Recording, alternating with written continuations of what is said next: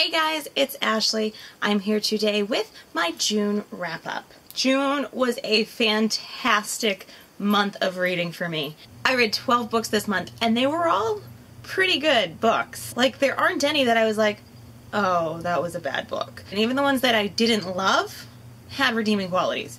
2014 and the beginning of 2015, I was in like the longest reading slump of my entire life. And so I really didn't read much by my standards. I know other people are like, wow, that's a lot of books. But to me, it really wasn't. I mean, it came out to be like barely a book every 2 weeks. And it just, I don't know, I was in this slump. But I'm so glad I am out of it now. So June was really good quality-wise, quantity-wise. About a third of the books that I've read so far in 2015, I read in June alone. There were many reasons for this. I started doing this booktube channel.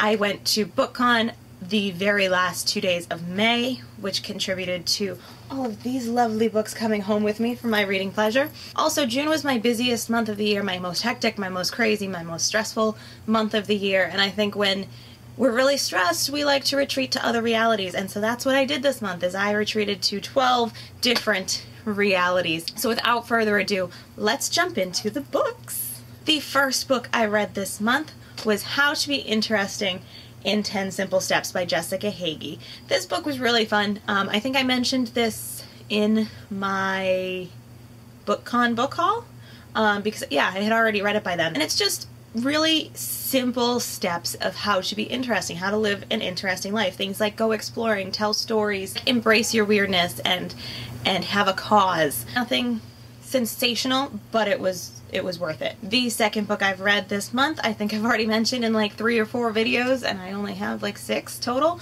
It's Everything Everything by Nicola Yoon. I loved this book. I did a book talk on this, so I'm not going to go into too much detail. I will link the book talk down below, and if I can figure it out, I will link it here. You can try to click here. Something might happen if I can figure it out. Everything Everything is about a teenage girl who is allergic to everything. A boy moves in next door and they strike off this unlikely friendship, and it leads to her taking some risks and trying to find out who she is, and it takes some really cool twists, and I just really liked this book. I thought the writing style was absolutely beautiful. I loved the way that it wove together with the journal entries and the sketches throughout the book to come together and just tell this one beautiful story. I highly recommend it. This was definitely one of my top books of the month, if not the year. I mean, we still got 6 months yet left, so it's hard to say, but I think it's getting there. Next up, I wrapped up the Percy Jackson and the Olympians series with The Last Olympian. This is, in case you didn't know, by Rick Riordan. It is the final book in the Percy Jackson series, so I am not going to give many details, but the entire series comes to this dramatic conclusion. Everything they've been working for in the first 4 books comes to a head in this one, and it was so good. There was just so much battle and so much prep work, and I love this series. I loved this series so much, and I have started diving into the second series, and you'll see one of those books coming up. So that's all I'm going to say about this, because I can't say any more without spoiling you. So while I was trying to decide what to read next, I picked up The Little Prince by Antoine de Saint-Exupéry. I'm so sorry.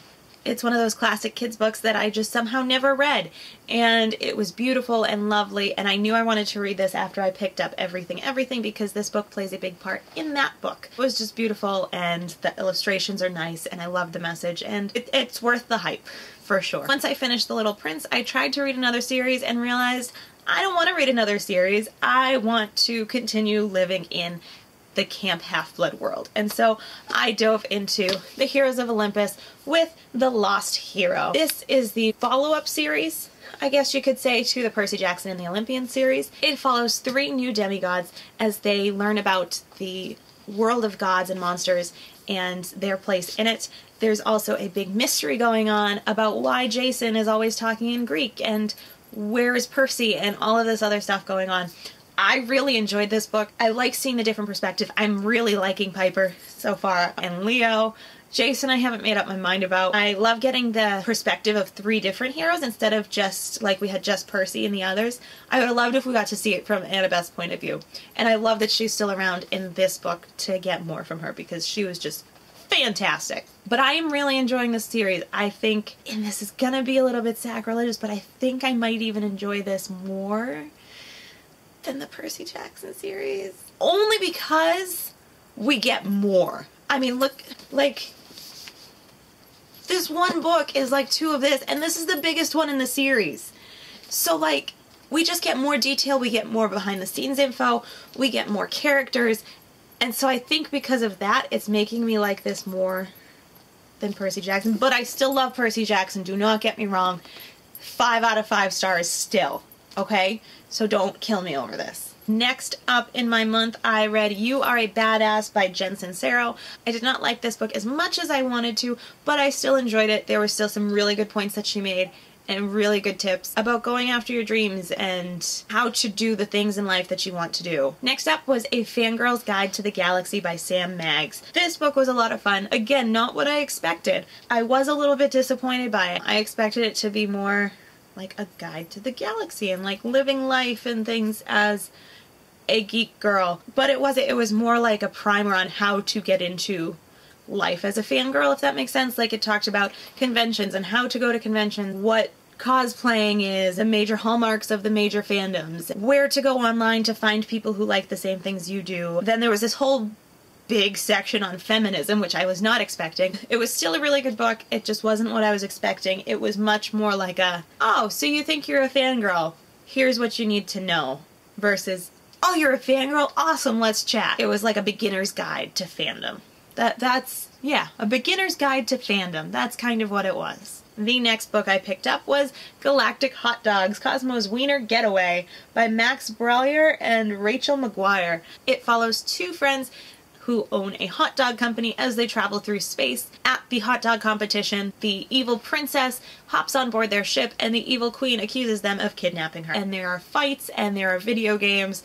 There is lots of giggling about butts and farts. It's a kid's romp through space. It was totally silly. It was enjoyable. I am definitely not the demographic for this book, so I don't think I enjoyed it as much as possible. My complaint about this book is that it seemed like the second in a series when it's actually the first. It kept mentioning things that had happened prior to the book starting, like them starting the hot dog company or how they met, but it mentioned them like it expected us to already know about them, and you're just kind of sitting there like, oh, I don't remember that happening because it didn't happen in this book, and there is no book before it. But overall, I mean, that might just be an adult paying too close attention to a children's book. If you're into kids' books, if you have kids who are into books, they might be interested in this. And the graphics are pretty cool. They did a good job with the illustration. This next book might be the most ridiculous title I have ever heard, which is why I wanted the book. This book did totally surprise me in a really good way, and so I will be doing a book talk on this book at some point in the near future, and that is Amish Vampires in Space by Carrie Meets. This is an actual book, like a real book. It's thick, it's got lots of pages, it's actually close to 400 pages long, and it's exactly what it sounds like. The concept is absolutely hilarious to have Amish vampires in space. That's how that book actually came into being, was a couple of authors and publisher friends were just hanging out and was like, oh, there's all these Amish books lately.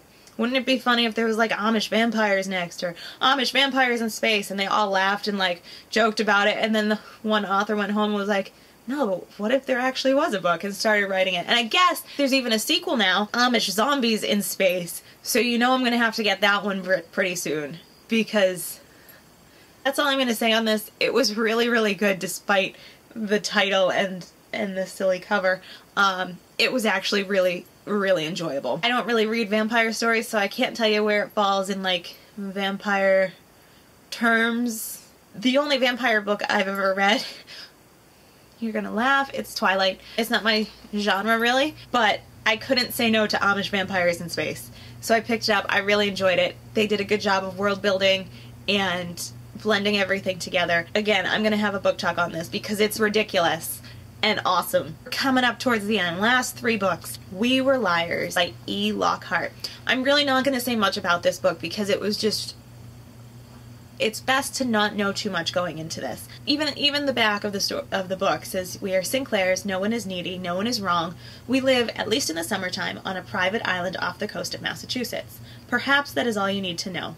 Except that some of us are liars. This was a really good book. It took really cool turns that I was not expecting. Even though I was expecting some sort of twist, it was not what I expected. And that's all I'm gonna say, because even the author, when she was signing the books and when she wrote the cover, it says if anybody asks you how it ends, just lie. So I'm not even gonna tell you anything. Just know you should read this book. It seems like a much longer book. It's really short. It's like barely 200 pages, but it feels like it's so much longer. Like, she just cramps so much good writing and storytelling into this short little book. It's just brilliant. It's so good. While the story's not my favorite, I think this book might be among my favorites just because of how well it's written, how much it caught me off guard, the surprises. You should read it. Read it and then we can chat about it, okay? Up is George's Marvelous Medicine by Roald Dahl. This was a really cute book about young George who is left home alone with his grandmother and expected to take care of her while his parents are out. His grandmother is very cranky and crotchety old lady, and he decides to make up his own medicine to give her that will make her better or make her explode. Hilarity ensues. It has totally different effects than what he expects. It was just a really fun read, really silly, and I can't wait to read more of his books because this was a lot of fun. And lastly, I haven't actually finished reading this one yet, but by the time this video goes up, I will have, because I only have like 20 pages left, and it's a tiny, quick book.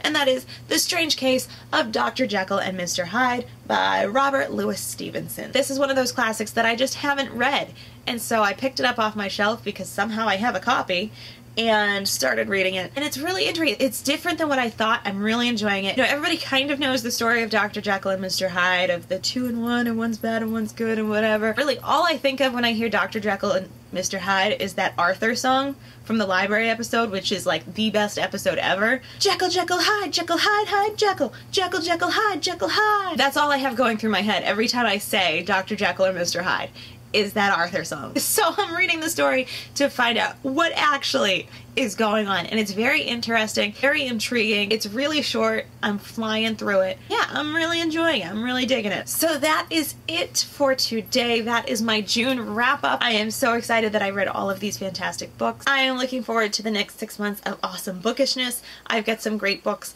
lined up for July, hoping I get to all of them, and I can't wait to share them with you. What were your favorite books of the month? I'd love to hear from you. Leave me a comment down below, and I hope you have a fantastic week, and I will talk to you later.